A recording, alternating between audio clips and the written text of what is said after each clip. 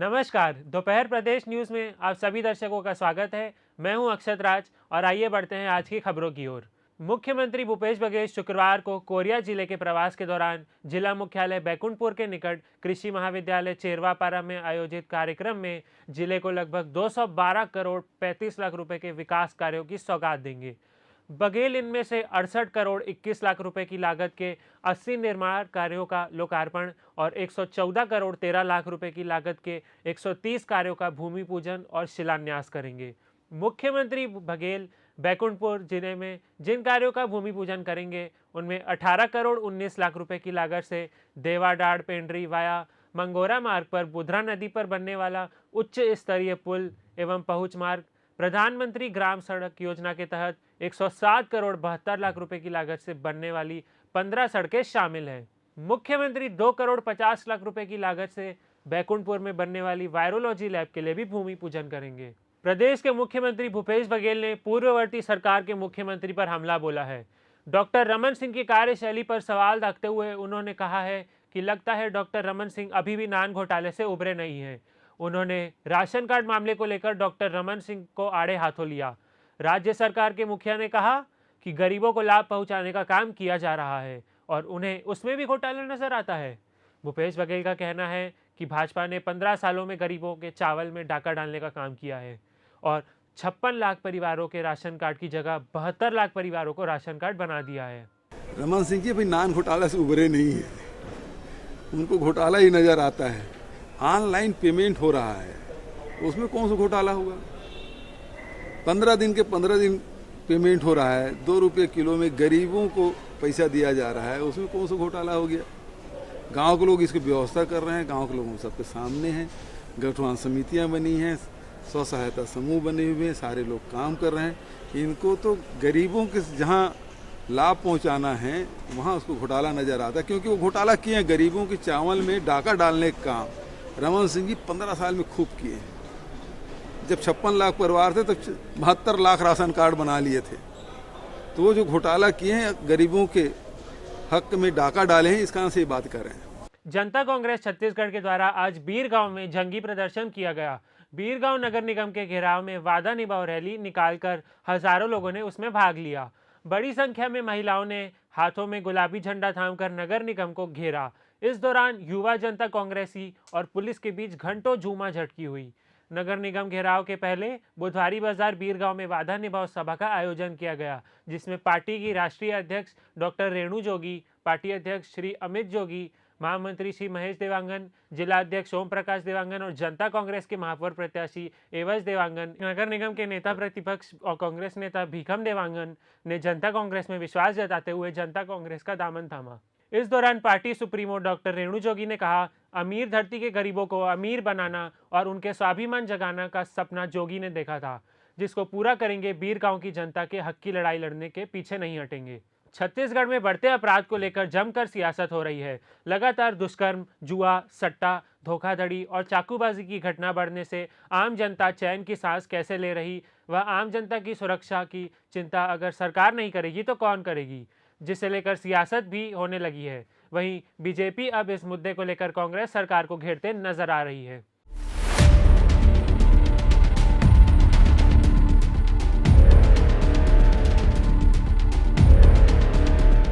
राजधानी रायपुर और पूरे जिले में लगातार बढ़ते नशे के कारोबार और बढ़ते अपराध को लगाम लगाने के लिए लगातार राजधानी पुलिस द्वारा प्रतिबंधात्मक कार्रवाई की जा रही है। रायपुर पुलिस अधीक्षक अजय यादव ने बताया कि लगातार नशे और आपराधिक प्रवृत्ति के अपराधियों के ऊपर कार्रवाई की जा रही है। राजधानी रायपुर की पुलिस ने अब तक 80 से ज्यादा लोगों को गिरफ्तार कर जेल भेजा है, साथ ही उनके ऊपर कार्रवाई भी की गई है। और जो अन्य प्रतिबंधात्मक कार्रवाइयाँ हैं उसके लिए रायपुर पुलिस ने लगातार एक ऑपरेशन शुरू किया हुआ है। काइंड ऑफ ऑपरेशन क्लीन के रूप में हम लोग लगातार कार्रवाई कर रहे हैं और विगत 2 माह से ये कार्रवाई लगातार जारी है और कंटिन्यूसली एक्शन के फलस्वरूप अभी मोर देन 50 केसेस NDPS और अन्य मादक जो द्रव्य हैं उनके रजिस्टर किए गए हैं और इनके जो सप्लाई करने वाले हैं विगत 2 महीनों में उनको भेजा गया है जेल। 88 केसेस ऐसे मिले हैं जिसमें हैबिचुअल ऑफेंडर को पकड़ा गया है, जेल भेजा गया है, चाकू वगैरह जो हथियार उनसे बरामद किए गए हैं। इसके साथ साथ अन्य जो भी धाराएं हैं उसमें कार्रवाई की गई है। NDPS में जो ड्रग्स हैं और गांजा है उन पे लगातार निगाह रखी जा रही है, कार्रवाई की जा रही है। पूर्व में भी एक प्रकरण में कोतवाली थाने में जो पूरी चैन थी जिसमें नाइजीरियन से सप्लाई हो रही थी, पूरी चैन को बस्ट किया गया है। वहीं इस मामले को लेकर छत्तीसगढ़ में जमकर सियासत होने लगी है।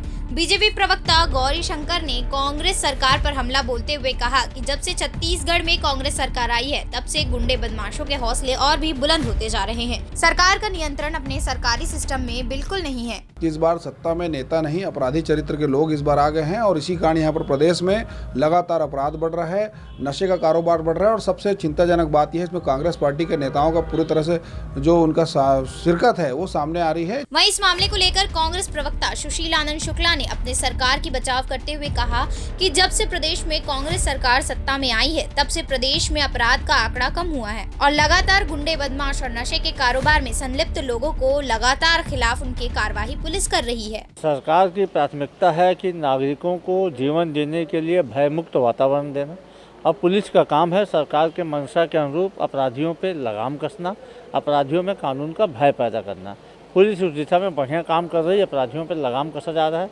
और मैं आपको बता दूं कि एनसीआरबी के आंकड़ों के हिसाब से छत्तीसगढ़ में अपराधों की दर में कमी आई है। संगठित अपराधों में लगभग 86% कमी आई है, नक्सल जैसी घटनाओं में 56% कमी आई है। तो कहीं न कहीं हमारी सरकार की कानून व्यवस्था की ये बानगी है। द न्यूज़ के लिए तिलक देवांगन की रिपोर्ट। राजधानी के गंज थाना क्षेत्र अंतर्गत एक व्यक्ति की लाश मिलने से इलाके में सनसनी फैल गई। गंज थाना पुलिस ने बताया कि आसपास के लोगों ने उन्हें सूचना दी कि एक व्यक्ति की शव गड्ढे में पानी में बह रहा था। तत्काल पुलिस वहां पहुंची और मामले की जांच कर रही है। वॉल्टेयर लाइन में मिली अज्ञात लाश के आसपास के इलाके में डर का माहौल बना हुआ है। पुलिस ने शव को गड्ढे से बाहर निकालने की तैयारी कर ली है। गंज थाना प्रभारी विनय यादव ने बताया कि वेंटिलेटर लाइन के पास निर्माणाधीन अंडरब्रिज के लिए खोदे गए गड्ढे पर युवक की लाश मिली है। बॉडी पूरी तरह से फुली हुई है, जिसकी वजह से चेहरा भी पहचान में नहीं आ रहा।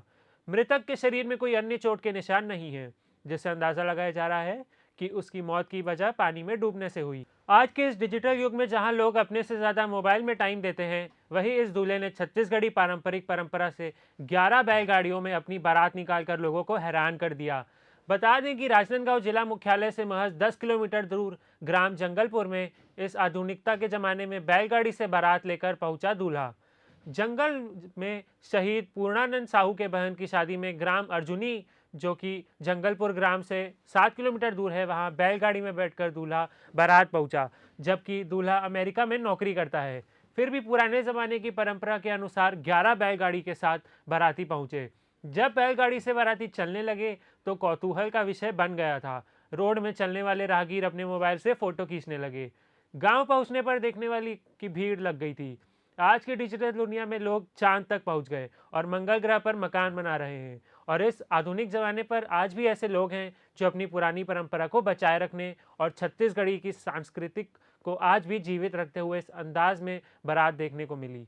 पूर्णानंद साहू जो शहीद हुए हैं, उनका ख्वाहिश था कि मैं भी शादी करूंगा तो बैलगाड़ी से ही बारात जाऊंगा और बारात गाड़ी को सजा करके जाऊंगा और पुराने जो अपना पीढ़ी का जो रीति रिवाज है उसको मैं पूर्ण करके दिखाऊंगा। अपना छत्तीसगढ़ का जो सांस्कृतिक जो रीति रिवाज है उसको उजागर करूंगा। इसका मन में अभिलाषा था और अब क्या करें, अब वो शहीद हो गया बेचारा। लेकिन उसका बहन का शादी में जो बारात आया था वो मतलब बढ़िया बैलगाड़ी सजा करके आए थे। लोगों का मजमा लगा हुआ था बैलगाड़ी को देखने के लिए। आजकल तो ऐसा हो गया कि शहर में तो नहीं लेकिन देहात में भी पुराना जो बैलगाड़ी है नदारत हो गया है। लेकिन बैलगाड़ी को देख कर सजा हुआ देख करके पूरा बस्ती के पब्लिक, यहाँ तक कि रास्ते में घोरदा में, अर्जुनी में, रामपुर में इतना मजमा लगा था कि बाराती को रोक करके वहाँ नाच गाना करवाए हैं और उनका आनंद लिए हैं।